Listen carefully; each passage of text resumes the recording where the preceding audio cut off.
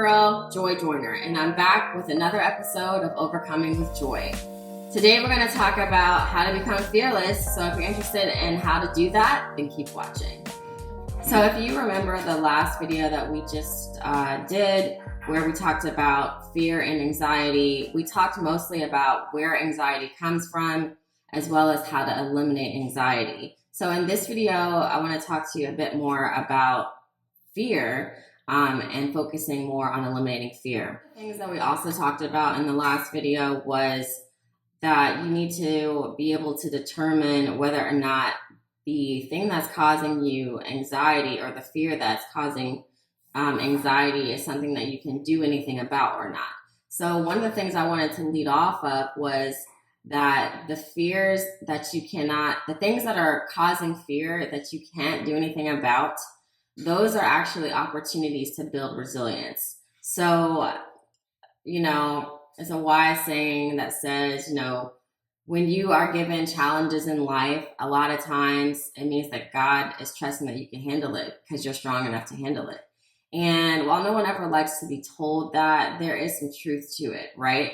So when you're going through scenarios in life that you can't control and that are causing you a lot of emotional turmoil, it's actually an opportunity. It's meant to be in your path to build your strength and resilience in a specific area. And some people call that grit, but basically it is when you are experiencing uncontrollable situations that cause you to be able to have to withstand a certain amount of uncomfortability.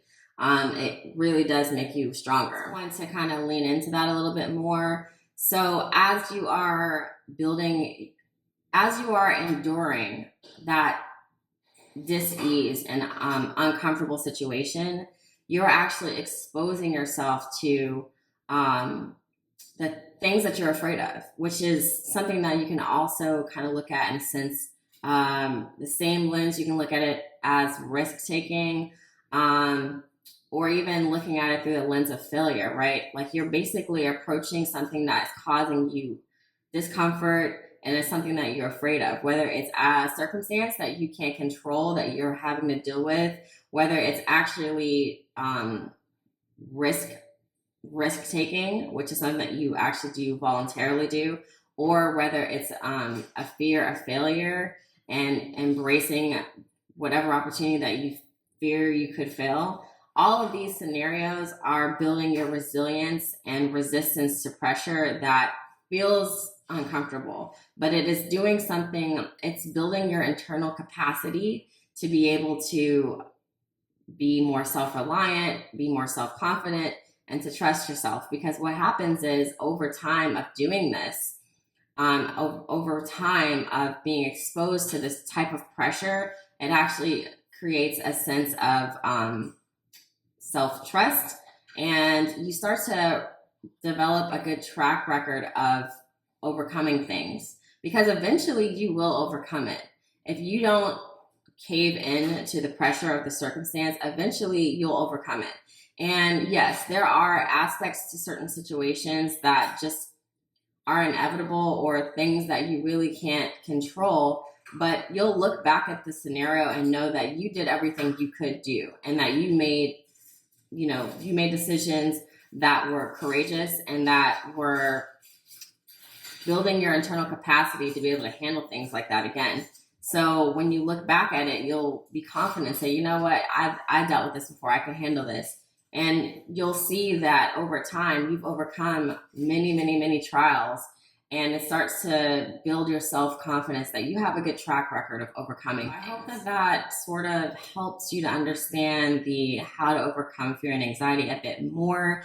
Now I want to discuss the difference between overcoming fear and anxiety and becoming fearless. First step of overcoming fear and anxiety is understanding, again, that anxiety comes from fear. So you want to figure out what you're afraid of. Then you want to acknowledge the fear, right? So a lot of times we go through life and we haven't even acknowledged that we're scared of something, and we're just going through the motions. And you can do that for 10 years. You can just acknowledge that you're not afraid of it. and nothing will change. So the first step in overcoming fear and anxiety, I'm just focused on fear now because we already know how to overcome anxiety now. But the first step in overcoming fear is to acknowledge that the fear exists. And then you want to make conscious efforts to face and manage that fear rather than ignore it. And then we discussed the process of, dealing with the fear, trying to eliminate it, figuring out if it's something we can do anything about or not, and then moving on from there. And then we also just discussed the growth process, the aspect of, okay, there's a fear that I cannot change this circumstance. So I'm going to gain grit from this, right? I'm going to gain resilience from this, right? I'm going to overcome this, right? And I'm going to endure this. So that's the growth process, because there are some things that you can't eliminate. And that's when you need to step into your strength, right? That's when you need to kind of, be strong, right? So those are going to happen, but it doesn't mean that it has to overtake your life. And that's what we're basically talking about right now. And of course, a lot of times things can be situational, and your approach to things is going to vary based on your circumstance. So that's a given. The key to being fearless is basically first of all, you're making a mental determination about yourself that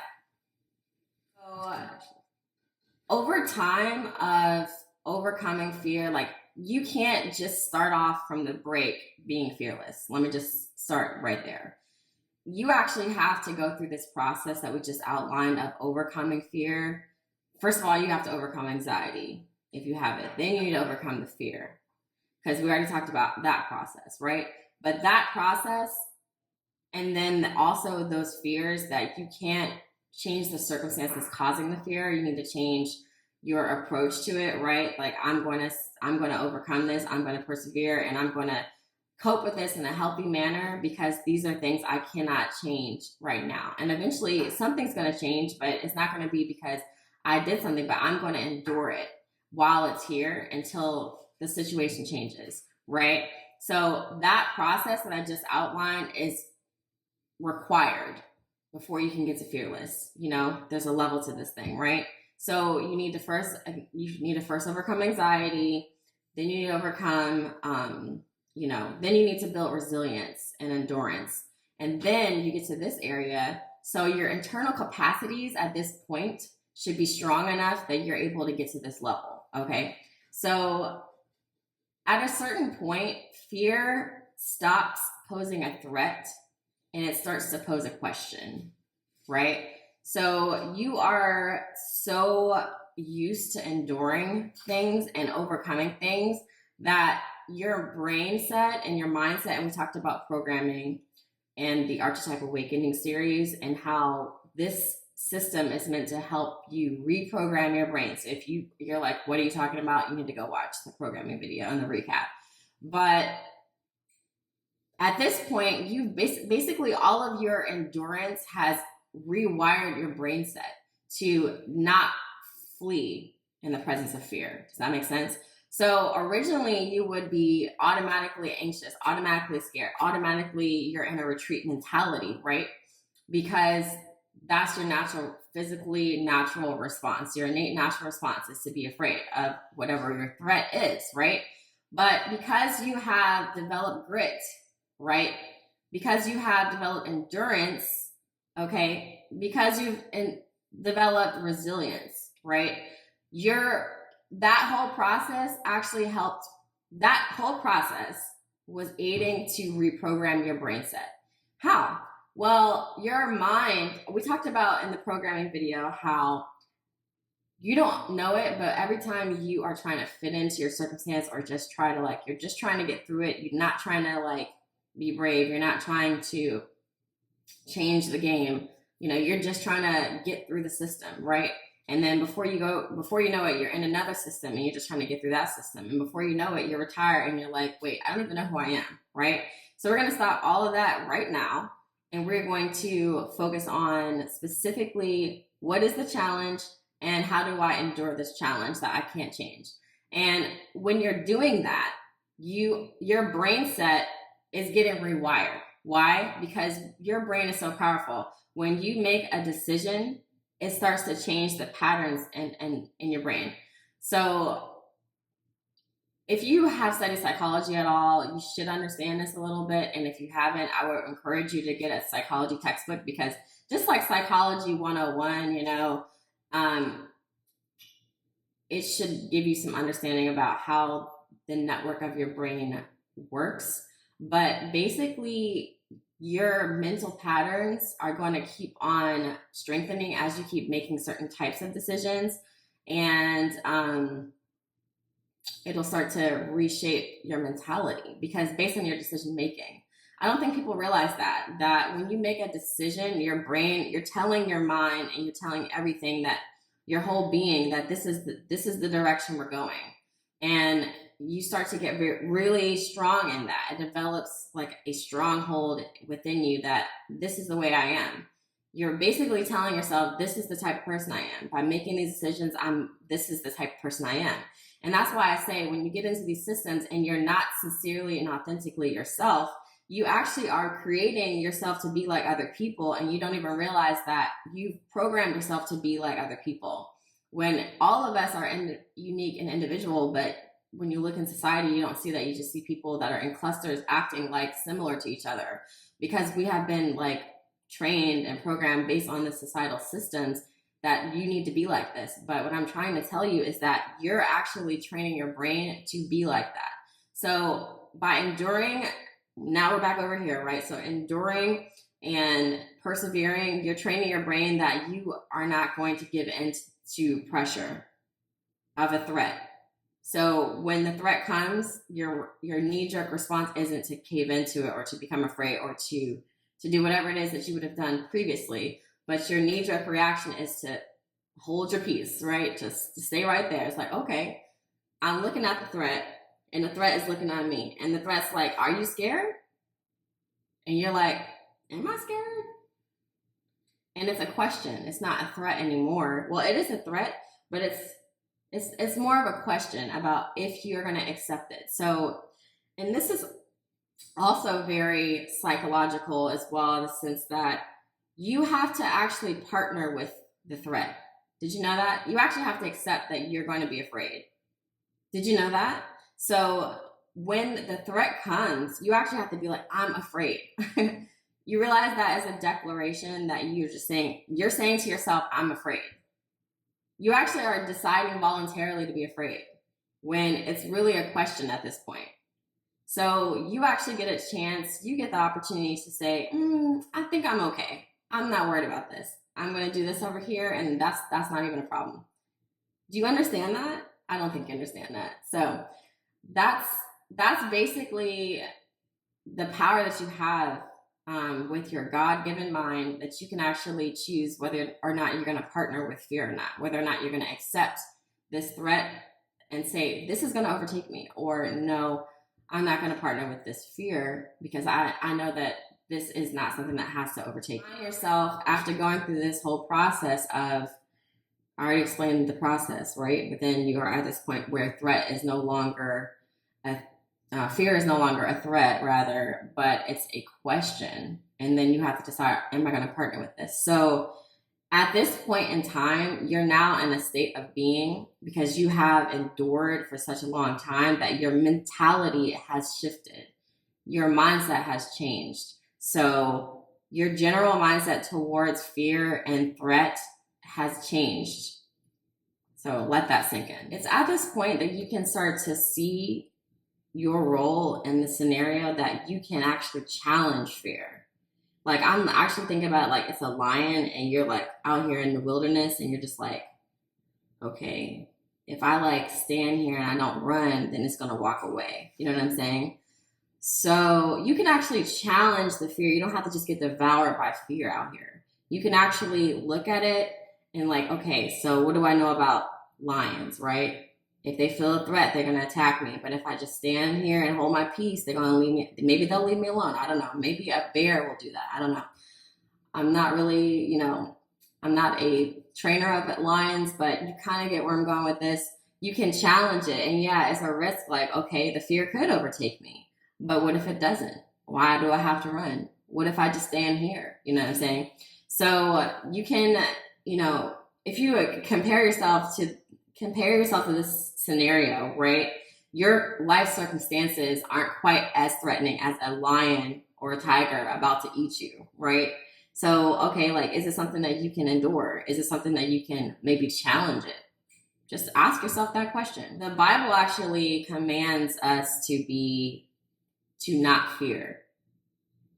So my question to you is, if the Bible tells us not to fear, then why is it impossible to be fearless? Just a question. If the Bible tells us to not have fear, then we obviously are meant to live fearlessly. That's just my only point about that. You obviously have the capacity to live fearlessly if it is a command. And obviously, that means that it's something that you're capable of doing, right? Just to live fearlessly. I'm dropping gold out here, right? In these streets. It's righteous to live fearlessly. So if you think about it, it's kind of like something that you should be doing already. Kind of end it with, a practical application of this. So we've talked about on this channel, like, overcoming things that, are necessary to be able to step into your purpose as well, right? So say your gifting is in public speaking, but you have social anxiety. So you want to take the steps we discussed to overcome your anxiety, start facing your fears, building resilience and endurance by doing practical things like practicing, speaking in front of smaller groups, right? And then practicing, you could do things that help you to relax. Like that whole thing where people say, oh, just imagine the whole room's naked. Like that probably won't work. But, what does make you feel comfortable, in that scenario? Is it dressing comfortably? Is it having people there that make you feel like good? Like maybe having your best friend there or something like that. And then that'll naturally automatically relax your mind knowing that that person is there with you, or maybe like gradually increasing the audience size. Like this is just one example of a way that you can practically overcome something that's a fear. But if you want to become fearless, on the other hand, you may want to do things on a grander scale. But I do want you to think about a time where something was very daunting to you that now it's nothing. And it could be on the smallest level, like going to school. When you were in kindergarten for the first day, you were terrified maybe, and then you screamed and cried and your parents had to come get you because you're like, what is this? Like, I need to go be with my parents. I need to be with my mom and all the things, right?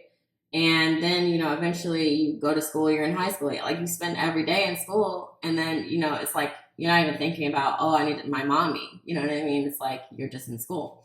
So like, I know that's the lowest possible level, but I'm actually using that to a point that you have already become fearless in several aspects of your life, whether you think they're big deals or not.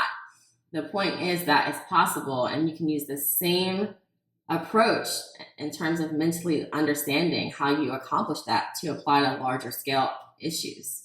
So, look at the situation that you are fearful of, and then look at something that's super low scale that you were afraid of, and look at how you are now. And just know that it is entirely possible to be fearless. You just have to understand that, it's just a matter of how you're going to approach it. All right, guys, that's pretty much the entire thing. So I hope that this was helpful to you. In the next video, we are going to talk about abandonment and self-worth. So if that's something that you struggle with, no matter what your archetype is, no matter your personality type, if you want to learn how to overcome abandonment and low self-worth, then stick around for the next one. And until then, be courageous and be authentic. See ya.